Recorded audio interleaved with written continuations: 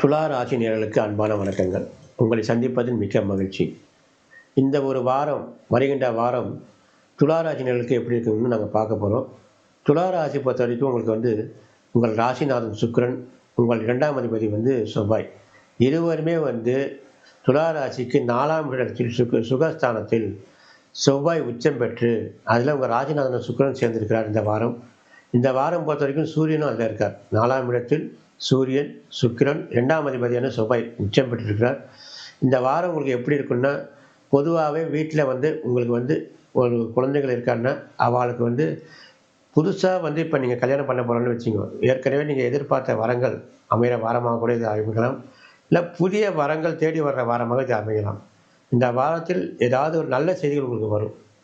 இல்லையா, உங்களுக்கு பூமி சம்மந்த பிரச்சனைகள் நீங்கள் இருந்திருந்தால், இந்த வாரத்தில் உங்களுக்கு உங்களுக்கு சுபமாக வர வாரமாக அது இருக்கும். காரணம் 2ஆம் அதிபதி செவ்வாய் அது 4ல் சுகஸ்தானத்தில் உச்சம் பெற்றிருக்கார். அதே மாதிரி உங்கள் ராசிநாதன் சுக்கிரன் அங்கே இருக்கிறதுனால, ஏதோ ஒரு வகையில் நீங்கள் இன்னும் கல்யாணம் சம்மந்தப்பட்டதோ அல்லது இந்த வீடு சம்மந்தப்பட்டதோ ஒரு சுப செலவுகள் பண்ணுற வாரமாக இது கண்டிஷனாக உங்களுக்கு இருக்கும்.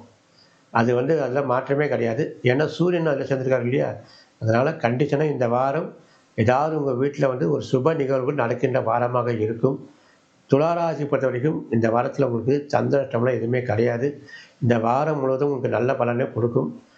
4ஆம் இடத்தில் உச்சம் பெற்ற சுவை இருப்பதனால் கண்டிஷனாக ஏதாச்சும் ஒரு பூமி சம்மந்தப்பட்ட ஏதாச்சும் உங்களுக்கு நல்ல செய்திகள் வரும். மீண்டும் உங்களை அடுத்த வாரம் சந்திக்கிறோம். நன்றி, வணக்கம்.